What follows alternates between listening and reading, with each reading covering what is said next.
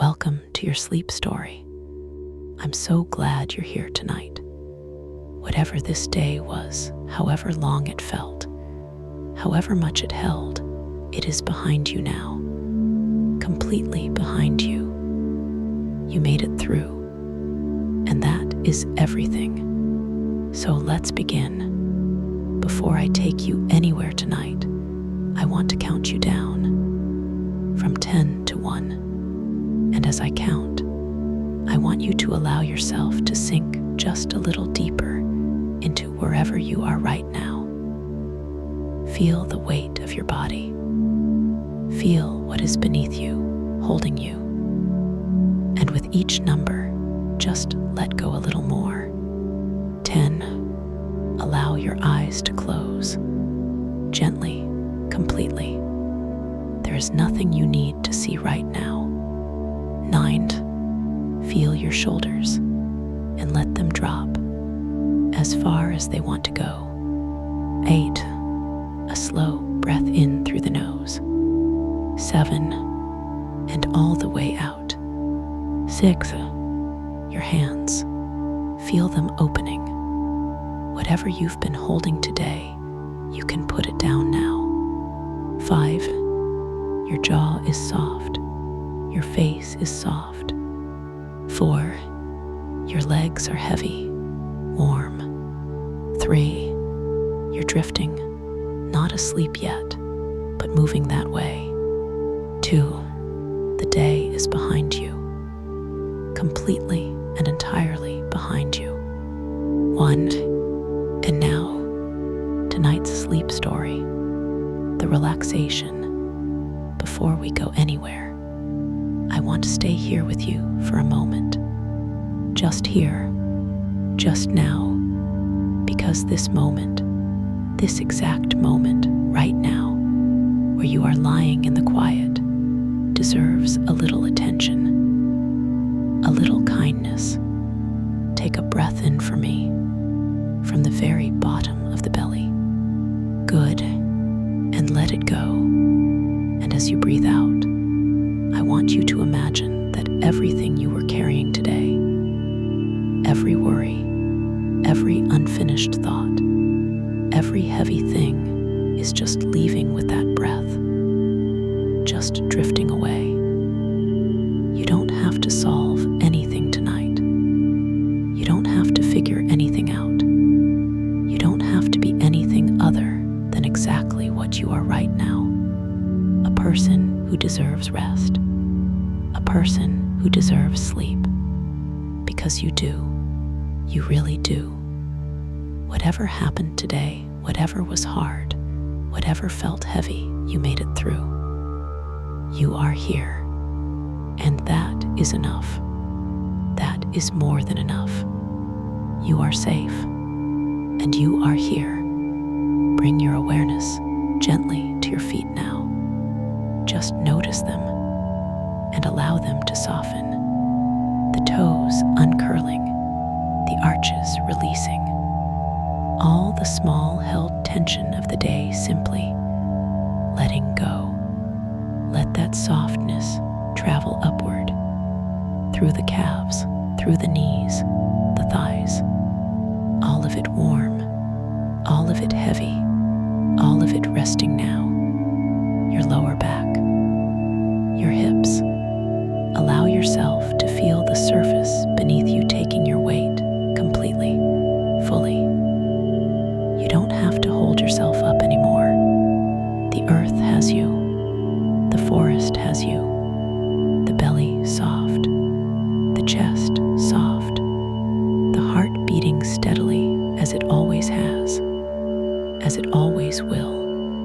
Your shoulders dropping, your arms heavy and warm, your hands open and still, the neck long and loose, and your face, let the jaw go.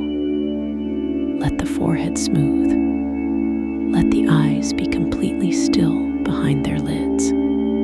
There you are, from the top of your head to the tips of your toes, completely soft, completely warm, completely at rest. You You've done beautifully. Now, let me take you somewhere the forest is dark, and the cabin is warm, and the wood stove is burning, and the work is done, and the only sound is the trees outside and the fire inside. Come with me. The forest path. Imagine a path through the forest. Late afternoon. The light coming through the trees at a low angle. The trees tall enough that the canopy is high. The light falling from far above through the gaps between the branches and finding the forest floor in patches. Pools of amber light on the leaf litter. Shadows between. The kind of forest that takes time to walk through, not because it is difficult, because the pace of it is different from the world outside. The forest has its own time, slower.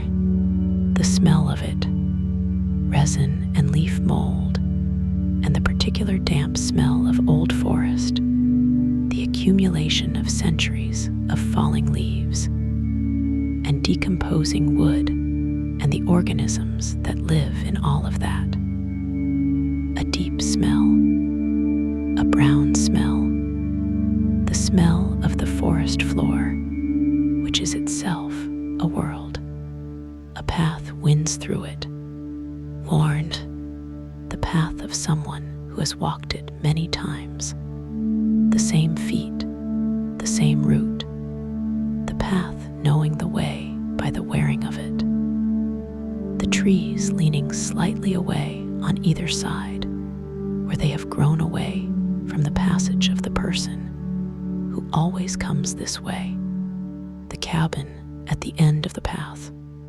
Light in the window, a small light, amber, the only warm thing in the blue-gray of the forest in late afternoon. The clearing. The path opens into a clearing, not large, a clearing made by use. The space in front of the cabin kept open by the work that happens there. The chopping block, the wood pile, the tools leaned against the cabin wall.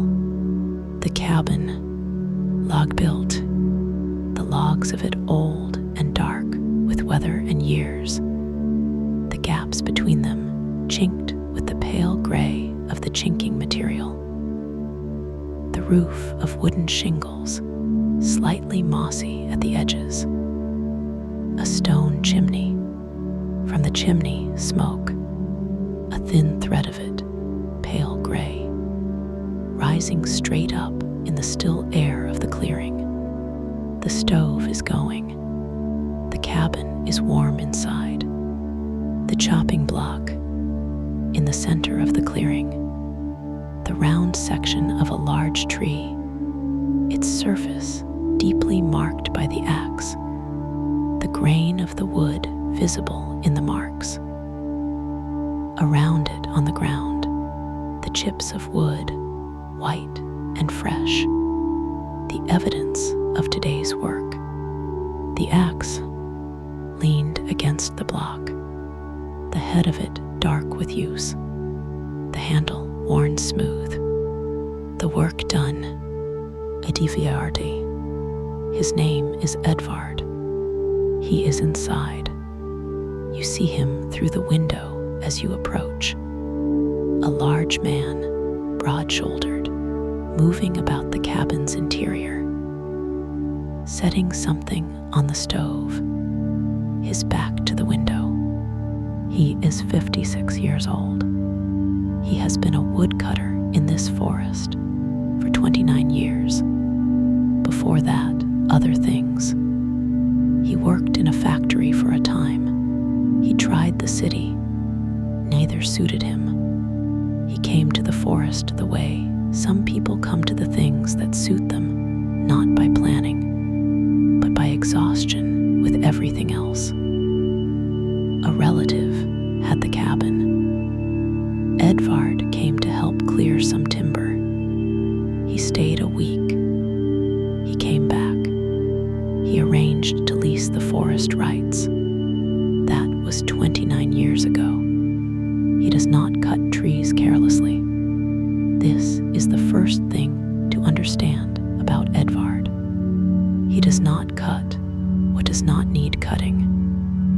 takes the dead and the diseased and the overcrowded, the trees that are competing with their neighbors for light, that would die slowly anyway or suppress the growth around them. He thins, he clears, he gives the forest room to breathe. The forest, after 29 years of Edvard's attention, is healthier than it was when he arrived. He knows this. It is the thing he is most proud of. Inside the cabin, the door, you push it open. Edvard does not lock it. There is no one to lock it against. And the warmth meets you. The warmth of a small cabin with a wood stove that has been burning since morning. The smell, pine resin and wood smoke, and the earthy smell of a man who has been working in a forest all day. Honest smells. The smells of physical work done outdoors, brought inside. The cabin, one room, not large, not small. Enough. Everything in it within reach of everything else, the way a well-designed small space works. The stove in one corner, its pipe going up through the ceiling. The bed against one wall, its blankets the gray-brown of wool that has not been washed in any color, simply the color it is. A table, two chairs, shelves on the wall holding the few things that constitute a life lived here. Edvard turns. He nods at you. Sits down, he says. He goes back to the stove. You sit. The stove, the wood stove in the corner. Cast iron. Old, very old. The kind of stove that has been in cabins like this for a long time, made to last and lasting. Its surface black, dull from use. The blacking of it, not the shine of a new stove, but the matte surface of one that has been genuinely heated thousands of times. The door of it closed. The wood inside, you can hear it faintly. The sound of wood burning in a contained space. Not the open sound of a fireplace fire. The controlled, efficient sound of wood in an iron box. The heat generated and retained. The fire working at the temperature the stove permits. The warmth radiating everywhere in the cabin, not just from the direction of the stove. It has been burning all day, and the cabin walls have absorbed the warmth. And the warmth is now coming from everywhere, from all four walls, and the floor, and the ceiling. The whole cabin uniformly warm. The woodpile beside the stove. Split logs, stacked neatly against the wall. The logs split by Edvard today, brought in from the pile outside before the temperature dropped. Enough for tonight. Enough for tomorrow morning. He always brings in enough. He has never been cold in this cabin, not from lack of wood. The smell of the forest on HIM. Edvard at the stove, stirring something. The smell from the pot, something slow cooked, something that has been on the back of the stove while he worked. The smell of it deep and savory. The smell of something made from the forest's own provision. Mushrooms, perhaps. The forest here grows mushrooms in the autumn, the chanterelles, and the porcini that Edvard knows how to find. And something else. Stock, root vegetables.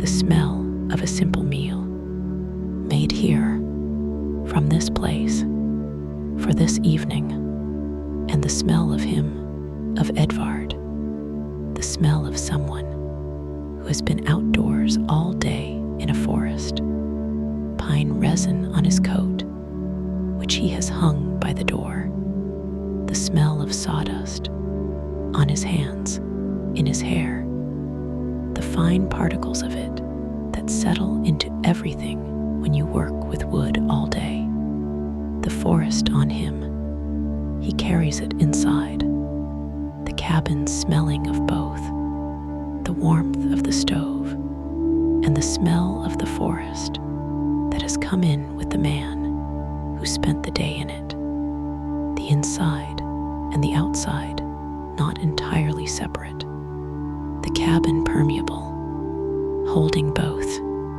the tools against the wall beside the door, the tools, the axes, 2 of them a felling axe large, its head broad, the handle long, and a splitting axe, different shape, the head heavier, designed for the specific action of splitting the cut wood along its grain, each one maintained.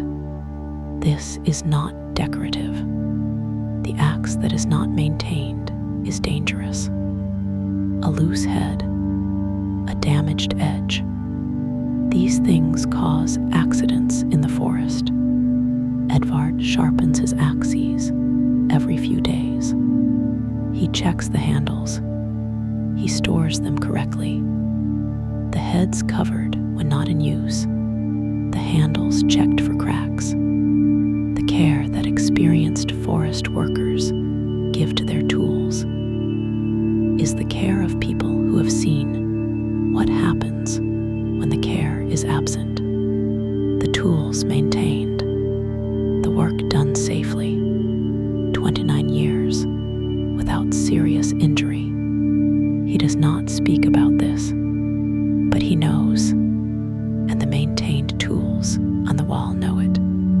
The chainsaw in the metal case, closed, oiled, the chain sharpened, the hand saw, the wedges for splitting, each one in its place, each one ready. The forest sounds, through the cabin walls, the forest, the sounds of it, not loud. The cabin is insulated by the logs of it, by the chinking, but present. The trees, in the evening, as the temperature drops and the thermal currents of the day reverse, a slight wind in the canopy, the sound of the high branches moving, not a storm sound, a quiet, continuous, slightly varied sound, the forest's own voice. A bird, somewhere in the trees, a bird making its last call of the day. Short, repeated, the call of a bird that is settling, that is finding its roost, that is finishing the day. Then quiet, and then the bird again, then quiet. The owl, later you will hear the owl. Not yet, but later, when the dark is complete from the deeper forest, the tawny owl will begin. Edvard hears it every night. He knows which tree it comes from. He has seen it in the day, the rounded shape of it roosting, apparently asleep, in the fork of the old oak at the path's edge. The owl in its tree, waiting for dark, as Edvard waits for supper, both patient, both in their place. The meal, Edvard puts the bowls on the table. 2 bowls. He always makes enough for more than himself. The habit of someone whose hospitality is not performed, but simply present. The extra bowl, a matter of course. The stew, thick, the mushrooms in it, you can see them. The chanterelles, their golden color present even after the long cooking. Their their flavor concentrated by hours in the pot. Potatoes from the small store under the cabin floor. The root vegetables that keep there through the winter. The cold earth below the cabin floor, their natural storage. Bread, dark rye bread, the bread from the village, brought on his last trip down, kept well, sliced thick. You eat the stew warm in a way that goes directly to the place in the body that needed warming. The mushrooms tasting of the forest floor, of the autumn rain, of the place they came from. Edvard eats without ceremony, the appetite of someone who has been working since early morning. The table between you, the stove, the forest outside, the stew, a meal that is entirely itself. Nothing more, nothing less. What Edvard knows. Edvard knows this forest, the way Seamus knows his sea, the way Kenji knows his paddies, the way Haruto knows the bamboo grove. By long, faithful, daily attention, he knows which trees are healthy and which are not. He knows the old ones, the trees that were old when he arrived, that were established long before he was born. He knows their names. Not official names, his names. The one with the twin trunks, which he calls the brothers. The beach at the clearing's edge that turns gold every October before the others, which he calls the first one. He knows the ground, where it is soft and where it is firm, where the water runs after rain and where it pools. The places where the frost is longest in spring and the places where the snow melts first. He knows the light, how it finds the forest at different times of year. The winter light, low and lateral, finding the forest floor in ways the summer light cannot. The summer light, high and broken by the full canopy, the forest floor in shifting dapple. He knows the animals, not all of them, but many. The red squirrel whose territory includes the clearing. He has watched it for 7 years, the same squirrel or its descendants. The roe deer that comes to the clearing, edge at dusk, to drink from the water trough he keeps filled. The forest is his, not by ownership, by knowing. After the meal, Edvard clears the bowls. He washes them, simply at the sink, the water heated on the stove. 2 bowls, 2 spoons. The economy of it, the economy of a person who makes no more work than the work requires. He sits in the chair by the stove, his chair, the one that fits him. That has fitted him for 29 years, the seat shaped to him, the arms worn at the edges where his hands rest. He does not do anything in particular. He sits. He has always done this in the evenings, sat by the stove after supper and been still, not thinking about tomorrow's work or not directing the thinking, simply letting the day settle, the way sediment settles in water that has been disturbed. Given time, given stillness, the particles finding their way to the bottom and the water clearing, the day settling. In Edvard, in the warmth of the stove, in the sound of the forest outside, in the quiet, the stove in the evening, the stove at this hour, not burning, as hot as midday.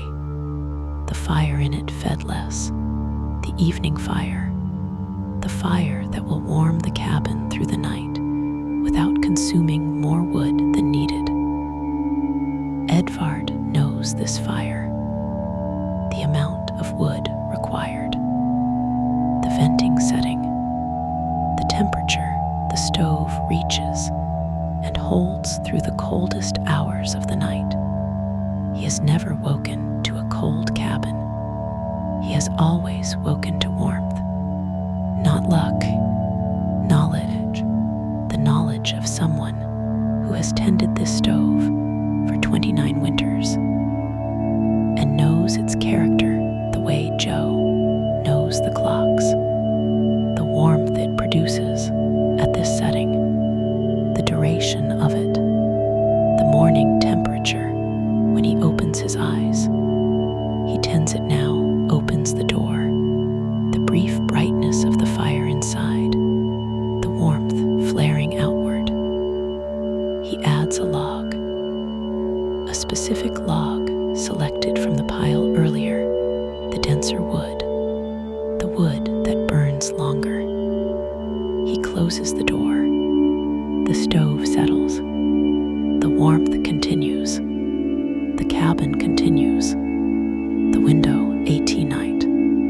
The window of the cabin. Small. From inside, the glass dark now, the forest dark beyond it.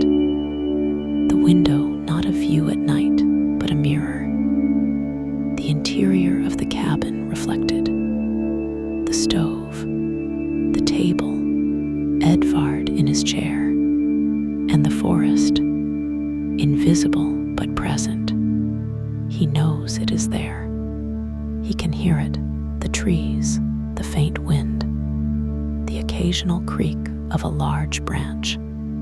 He can smell it, the resin finding its way through the slight gap at the window frame. The forest is there.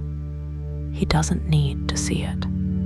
He knows it, the way you know a familiar room in the dark, by memory, by the body's knowing of what surrounds it. The forest, his forest, there, as it always is, growing still. The stove is warm. The cabin is warm. The meal is done. The tools are on the wall. Edvard is in his chair. The forest is outside. If thoughts are arriving, and they probably are, because that is what minds do. Even in a forest cabin, after a long day of physical work, they are not staying long. They come, you notice them. They go, like the chips of wood from the chopping block, briefly present, and then scattered, and then the clearing is clear again. You don't need to hold any of them. Just the stove, just the warmth, just the sound of the forest through the walls, just the knowledge that the work is done, and the wood is stacked, and the cabin is warm, and the night is outside, and you are inside. Peace lives in this cabin, in the logs of it, and the stove, and the maintained tools, and Edvard's 29 years of faithful, careful, patient work in the forest. Tonight it is yours. Good night. You are doing so beautifully. The day is done. You came to the cabin tonight. You walked the forest path and found the light in the window.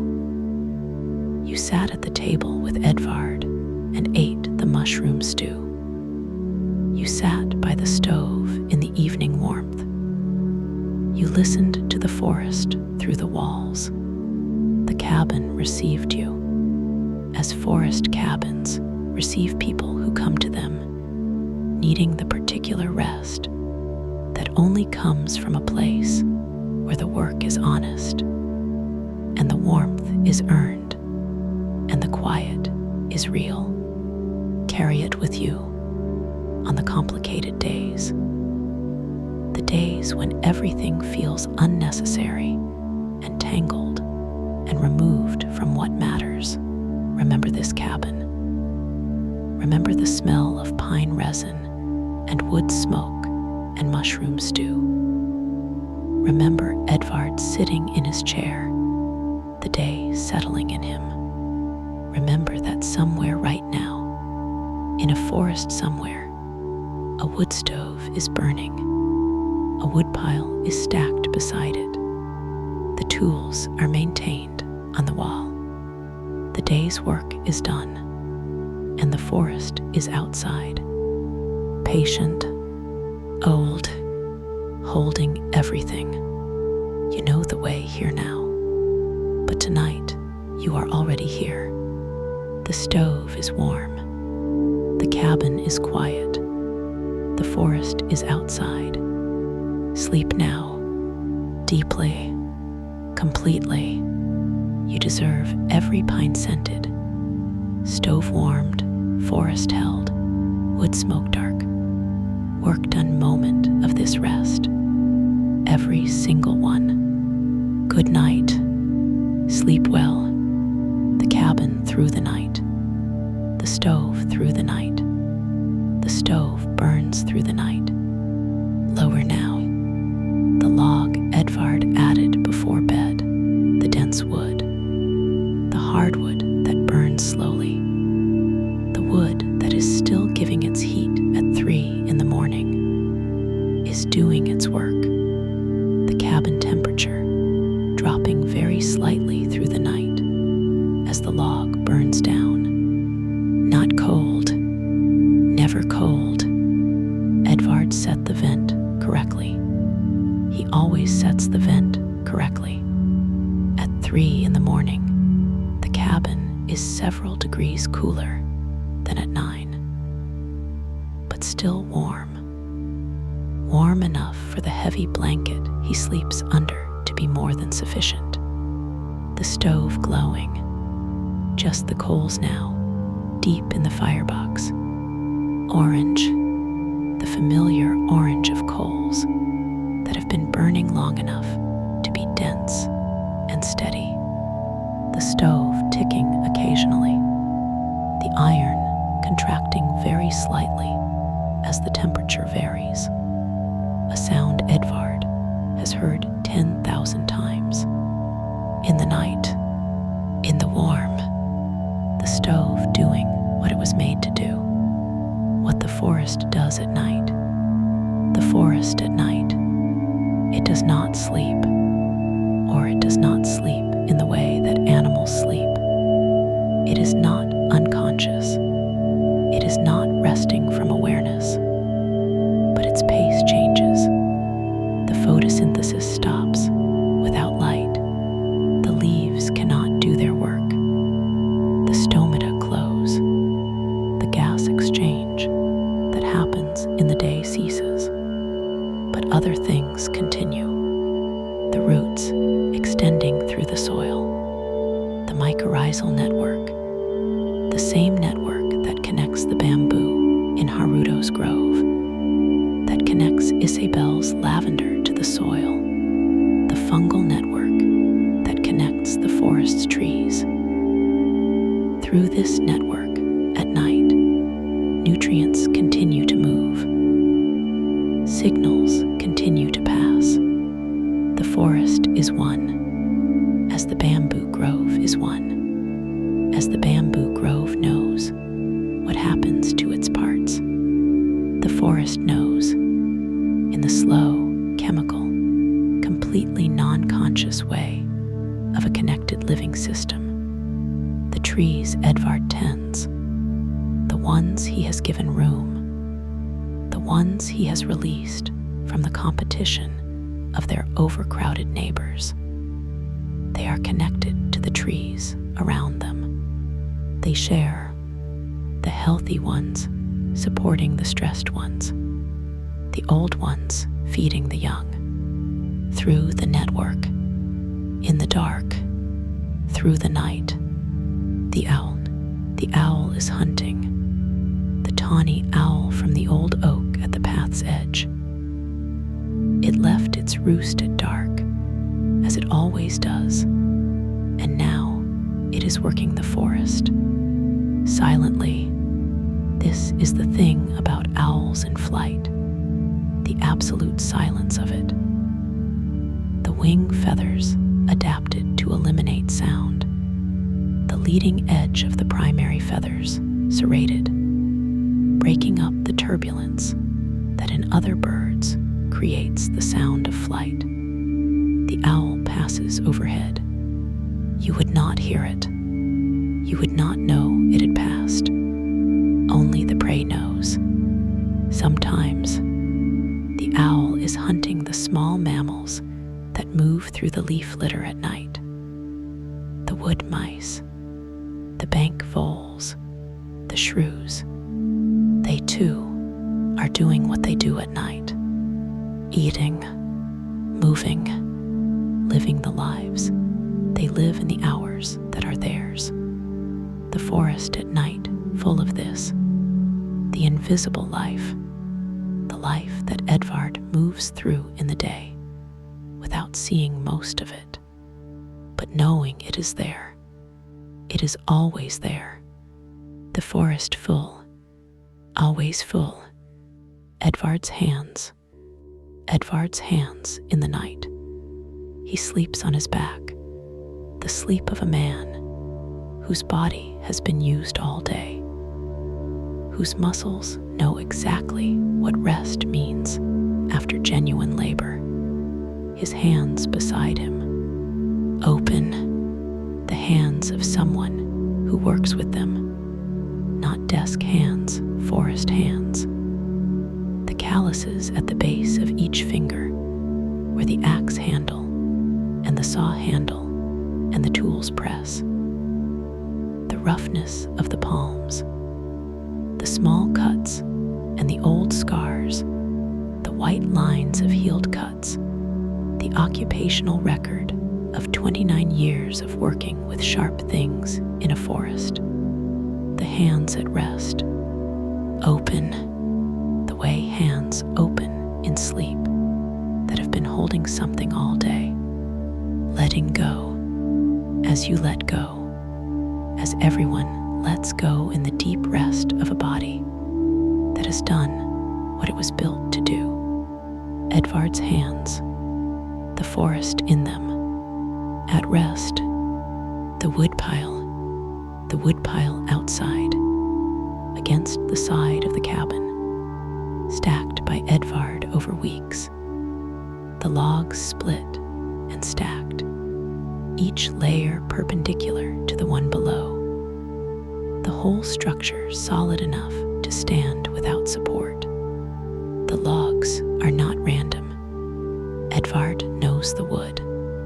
The birch, which lights easily and burns hot, but fast for the kindling, for the starting. The pine, which is plentiful and burns with a good heat, but produces more resin and more ash. The oak and the hornbeam, the dense hardwoods, the ones that burn the longest and the steadiest, the ones that see you through the coldest nights. The woodpile is arranged accordingly. The hardwoods at the center and back, the softer woods at the front, where they are easy to reach. The kindling in the covered section at the left end, dry, very dry. The small pieces that will catch the match and pass the flame to the larger logs. All of it arranged, all of it ready for tonight, for tomorrow, for the winter. The woodpile, which is Edvard's provision against the cold, his work made visible and useful, standing in the dark beside the cabin, ready. The morning in the forest. Edvard rises before light. The darkness outside the window still complete. The stove lower, the coals less bright, the cabin a few degrees cooler than last night. He gets up. He opens the stove.